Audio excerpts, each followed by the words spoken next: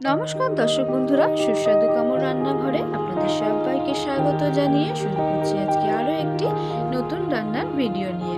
আজকে করব মাছের তেল দিয়ে দারুণ স্বাদের একটি চচ্চড়ি।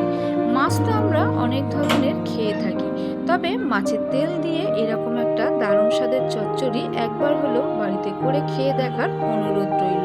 আমি এই চচ্চড়ি করার জন্য যে সমস্ত সবজিগুলো নিয়েছি একবার দেখিয়ে দিই। এখানে আছে কুমড়ো, বেগুন আর আলু। খুব একটা বেশি সবজি নেবেন না, তাহলে কিন্তু এর স্বাদটা অতটা ভালো লাগবে না।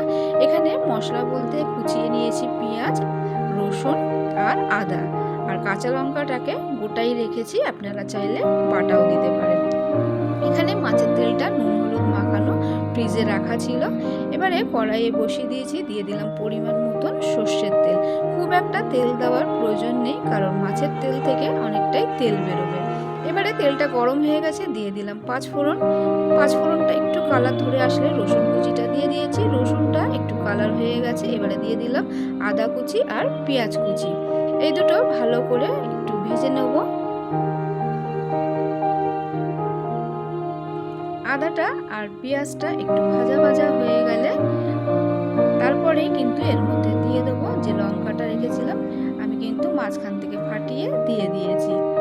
গ্যাসের ফ্লেম কিন্তু একদম লো টু মিডিয়ামে থাকবে। এবারে যে মাছের তেলটা ছিল সেটা এর মধ্যে দিয়ে দিলাম।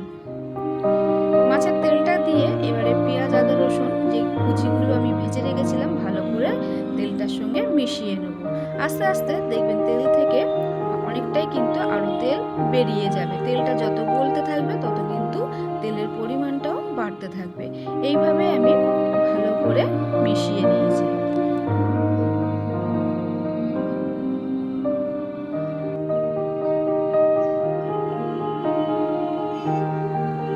দেখতেই পাচ্ছেন মাছের তেলটা থেকে কিন্তু আরও তেল বেরিয়ে গেছে। এবারে এর মধ্যে আমি যে কেটে রেখেছিলাম সবজিগুলো প্রথমে আমি দিয়ে দেবো। আলুটাকে কিন্তু লম্বা লম্বা করে কেটেছি, আপনারা যেমন ইচ্ছা হবে সেইভাবেই কেটে নেবেন। এবারে তেলটার সাথে ভালো করে একটু ভাজা ভাজা করে নেব আলুটাকে। এবারে এর মধ্যে দিয়ে দেবো যে কুমড়োটা কেটে রেখেছিলাম, কুমড়োটাকে দিয়ে দিলাম।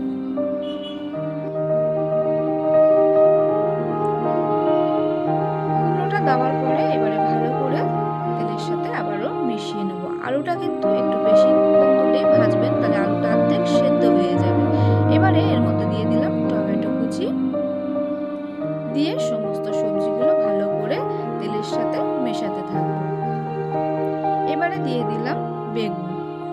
বেগুন যেহেতু তাড়াতাড়ি গলে যায় তার জন্য সবার শেষে বেগুনটা দিলাম। এবারে সমস্ত সবজিকে কিন্তু ভালো করে তেলের সাথে মিশিয়ে এবারে পরিমাণ মতন হলুদ, নুন, লঙ্কার গুঁড়ো দিয়ে দিয়েছি। এবারে ভালো করে মিশিয়ে নেব।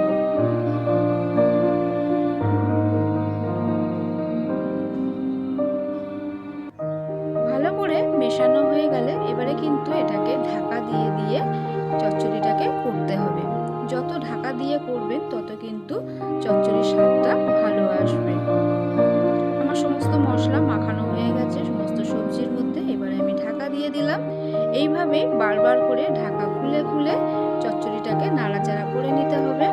যখন একদম কমে যাবে সবজি তখনই কিন্তু এটা রেডি হয়ে যাবে।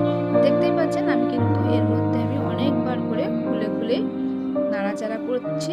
যতবার খুলেছি ততবার কিন্তু সবজি কমে এসছে।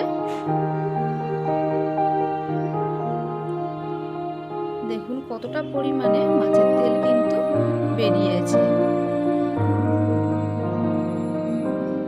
সবজি আমার কতটা কমে গেছে, আলু সমস্ত কিছুই আমার সেদ্ধ হয়ে গেছে। এই আমার ফাইনাল লুক আজকে মাছের তেলে চচ্চড়ি। বন্ধুরা কেমন লাগলো অবশ্যই কমেন্টে জানাবেন। যদি ভালো লাগে like, comment, share and subscribe করতে ভুলবেন না। যারা আমার এই ছোট্ট চ্যানেলটিকে সাবস্ক্রাইব করে রেখেছেন তাদের কাছে অসংখ্য ধন্যবাদ। যারা এখনো পর্যন্ত সাবস্ক্রাইব করেননি তাদের কাছে অনুরোধ রইল চ্যানেলটিকে সাবস্ক্রাইব করে চ্যানেলটিকে এগিয়ে নিয়ে যাওয়ার জন্য। দেখতেই পাচ্ছেন কতটা লোভনীয় হয়েছে এই চচ্চড়িটা। গরম ভাতের সাথে দারুণ লাগে খেতে।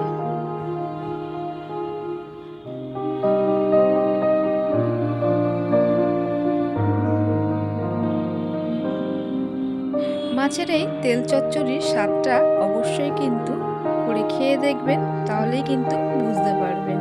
একবার রান্না করলে বারবার করতে ইচ্ছা করবে, এর স্বাদ এতটাই ভালো আসে। গরম ভাতের সাথে আর কোনো কিছুই লাগবে না, এই দিয়েই পুরো ভাত খাওয়া হয়ে যাবে। Thank you for watching. ভিডিওটি ভালো লাগলে অবশ্যই শেয়ার করবেন, আর পাশে থাকার জন্য অবশ্যই সাবস্ক্রাইবও